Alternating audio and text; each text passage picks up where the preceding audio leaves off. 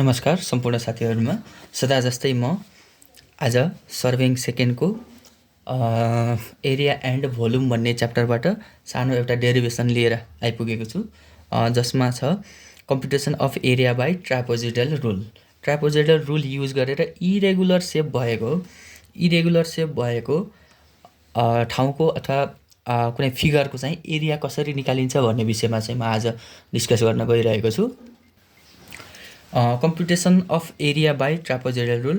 This rule is based on the assumption that the area between two adjacent ordinates is of shape of trapezoid भनेको यो पुरै whole area हो। यो एरियालाई चाहिँ के गरियो त हामीले भन्दा डिभाइड गरियो सर्टेन केही एरियामा एउटै फिक्स वाला डिस्टेन्स भनेको दुईवटा ओर्डिनेट बीचको डिस्टेन्स d मा सबैलाई d मा के गरियो त डिभाइड गरियो।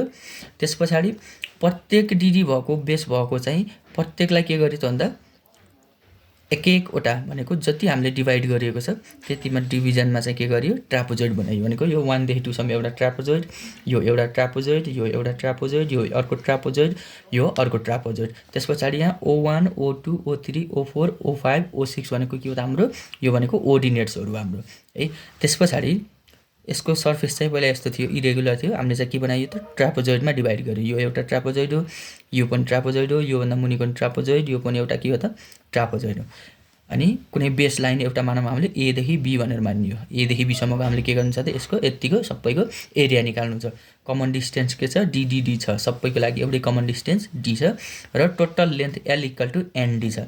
यो d त अहिले यहाँ एउटा दुईटा तीनटा चारवटा पाँचवटा गराएको छु मैले। पाँचवटा बाहेक अरु धेरै पनि हुन सक्छ। यसैलाई तपाईले 10 भागमा डिभाइड गर्न सक्नुहुन्छ। एउटै कुरा हो। l = के हुने भयो nd हुने भयो। n टाइम्स d भनेको n टाइम्स सम्म हुन सक्ने भयो, nd हुने भयो। टोटल लेन्थ भनेको nd हुने भयो। अब लागौं डेरिभेसन तर्फ। Late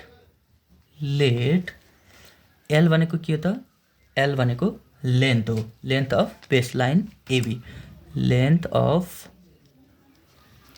of the base line के त AB देखि a देखि b सम्मको लेन्थ भनेको के हो त l सपोज गरेको छ। त्यसपछि d भनेको के हो त हाम्रो कमन डिस्टेन्स हो है। डिस्टेन्स बिट्विन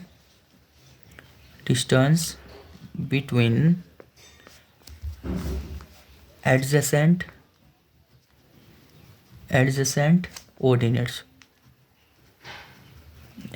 ओर्डिनेट्स बीचको डिस्टेन्स भनेको O1 र O2 के हो त दुईटा एडजेसेन्ट हुन्। अनि O2 र O3 एडजेसेन्ट, O3 र O4 एडजेसेन्ट, O4 र O5 एडजेसेन्ट, यस्तै गरी हुँदै जान्छ।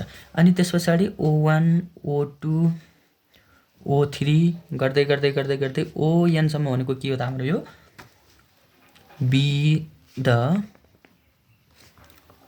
length of ordinates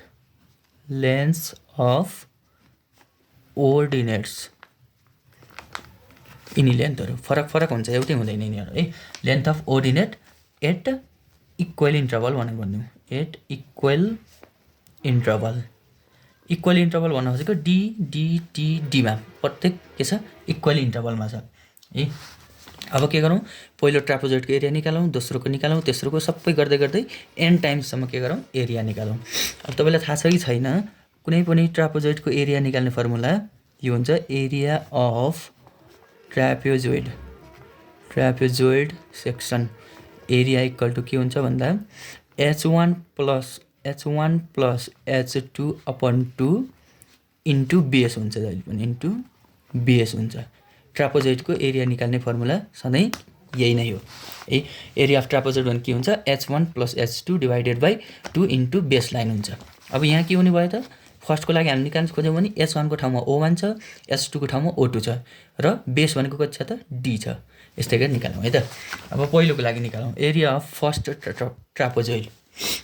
area of the first trapezoid, area of first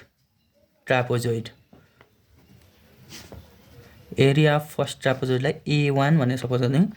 यही फर्मुला अनुसार के हुने भयो त h1 को ठाउँमा O1 + O2 / 2 इन्टु बेस भनेको कति छ त d छ। यस्तै गरी एरिया अफ सेकेन्ड ट्रापेजोइडको लागि पनि निकालौँ। Area of second trapezoid A2 भनेर भनौँ है। हामीले के भनौँ त A2 भनौँ। A2 इक्वल्स टु के हुनु भयो त सेम हो। अब हेर्नुहोस् है, यहाँ फिगरबाट बुझ्नुपर्छ। पहिलोको लागि चाहिँ H1 भनेको O1, H2 भनेको O2।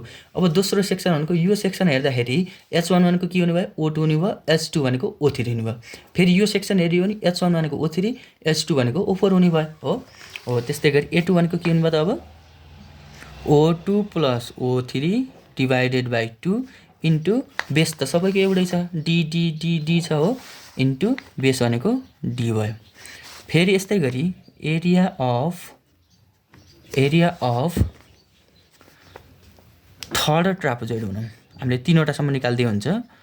थर्ड ट्रापेजोइडको लागि A3 भनेर नाम दिउँ। A3 इक्वल्स टु के हुनु भयो त अब यहाँ O3 भनेको H1, O4 भनेको H2 divided by 2 into divided by 2 into common distance भनेको कति छ त बेस भनेको डी छ, यहाँ देख्न सक्नुहुन्छ है।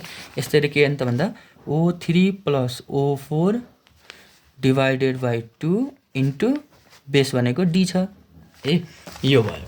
अब यस्तै गरी के हुन्छ त भन्दा हुँदै हुँदै जान्छ n टाइम्ससम्म। यस्तै गरी के हुन्छ त n टाइम्ससम्म हुँदै जान्छ। अब an को लागि निकाल्नु पर्यो भने के हुन्छ त भन्दा है, जस्तै n भनेको मैले यहाँ 6 माने अहिलेलाई है। n भनेको के छ O6 भनेको चाहिँ ON भनेको O6 माने मैले अहिले है। 6वटा सेक्सन छ भन्ने मैले बुझेँ त, 6वटा ओर्डिनेट छ भनेर मैले सपोज गरेँ भने यसको लागि पहिलो ओर्डिनेट भनेको H1 भनेको कति हुन्छ O5 हुन्छ, अनि त्यस पछाडि H2 भनेको कति हुन्छ O6 हुन्छ। O5 भनेको 6 भन्दा मुनि एक कम के हो 5 हो। O6 भन्दा एक मुनि भनेको के हो O5 हो। त्यही भएर यहाँ के हुने भयो त भन्दा अब तपाईँको ON-1 हुने भयो। 6वटा छ भने यो भनेको 5औँ वाला है, 10वटा छ भने यो भनेको 9 वाला, 20वटा छ भने यो भनेको 19 वाला, plus ON divided by 2 into common distance त सबैको लागि डी नै हो है। यतिसम्म निकालियो। अब के गरौँ त भन्दा सबै एरियालाई टोटल गरिदिउँ। Total area equal to total area of whole section भनेर बनाउँ है। Total area of whole section A equals to के हुने भयो त A1 plus A2 plus A3 plus dot dot dot गर्दै गर्दै कहाँसम्म पुग्नु पऱ्यो त यहाँसम्म पुग्नु पऱ्यो है। यहाँ फिगरमा हेर्न सक्नुहुन्छ। पहिलोको लागि, दोस्रोको लागि, तेस्रोको लागि सबै जोडेपछि के आउँछ होल फिगरको एरिया आउँछ है त। Equal to area equal to A1 भनेको कति निकालेको छौँ हामीले O1 plus O2 divided by 2 into D गरेको थियौँ, प्लस अनि फेरि A2 भनेको कति आएको थियो O2 plus O3 divided by 2 गरेको थियौँ इन्टु डी थियो, प्लस A3 भनेको कति थियो O3 plus O4 divided by 2 थियो इन्टु डी त भइहाल्यो। त्यस पछाडि प्लस लास्टको कति थियो त भन्दा ON-1 plus ON divided by 2 into common distance भनेको कति थियो डी थियो इन्टु डी थियो है। अब के गरौँ त भन्दा डी बाई 2 छ, यहाँ पनि डी बाई 2 छ, यहाँ पनि डी बाई 2 छ, यहाँ पनि डी बाई 2 छ। डी बाई 2 लाई सबैलाई के गरिदिउँ अगाडि ल्याएर कमन लेखिदिउँ है त। डी बाई 2 लाई मैले अगाडि ल्याइदिएँ, अनि रिमाइनिङ सबैलाई लेखौँ। यहाँ यो पोर्सनमा कति छ O1 प्लस O2 पहिलोको थियो, प्लस O2 प्लस O3 दोस्रोको थियो, O2 plus O3 plus O3 plus O4, O3 plus O4 plus लास्टमा डट डट गर्दै कहाँसम्म पुगेको थियो ON-1 प्लस ON सम्म पुगेको थियो है त। अब इक्वल्स टु डी बाई 2 जस्ताको जस्तै। अब हेर्नुहोस् त O1 अरू छ र छैन, O1 लेख्दिउँ यत्तिकै, प्लस O2 यहाँ 2वटा छ हो, 2O2 हुने भयो, प्लस O3 पनि 2वटा छ 2O3, प्लस O4 पनि यस पछाडिको अर्को सेक्सन लिएको भए के हुन्थ्यो 2O4 नै हुन्थ्यो, plus dot dot dot dot dot dot गर्दै गर्दै कहाँसम्म पुग्ने भयो त ON-1 है। अब n-1 पनि 2 टाइम्स आउँछ। किन आउँछ त भन्दाखेरि जस्तै n-1 2 टाइम्स कसरी आउँछ भन्दा यहाँ 6वटा थियो भने n-1 भनेको यो O5 हो है। यो सेक्सन लेख्दा पनि एकचोटि O5 आउँछ, यो सेक्सन लेख्दा पनि एकचोटि O5 आउँछ। त्यही भएर ON-1 भनेको पनि के आउँछ त 2 चोटि आउँछ। त्यही भएर के गरौँ यसको अगाडि पनि 2 राखिदिउँ, 2 ON-1 प्लस ON गरेर ब्राकेट क्लोज गर्नु इक्वल्स टु डी बाई 2 जस्ताको जस्तै सेम। अब O1 र ONलाई भनेको फर्स्ट टर्म हो यो अथवा फर्स्ट ओर्डिनेट हो यो लास्ट ओर्डिनेट हो। फर्स्ट ओर्डिनेट र लास्ट ओर्डिनेटलाई के गरौँ एकै ठाउँ राखिदिउँ। O1 प्लस ON एकै ठाउँ राखिदिउँ प्लस 2 कमन लेखिदिउँ। सबैमा 2 छ 2 कमन लेखिदिउँ। O2 plus O3 plus O4 plus dot हुँदै गएर कहाँसम्म जाने भयो ON - 1सम्म जाने भयो है त। इक्वल्स टु अब यसलाई थ्योरिटिकल्ली जस्तै लेख्न खोजियो भने हामीले कस्तो आउनु भयो त भन्दा फर्स्ट ओर्डिनेट O1 के हो फर्स्ट ओर्डिनेट प्लस ON भनेको के हो लास्ट ओर्डिनेट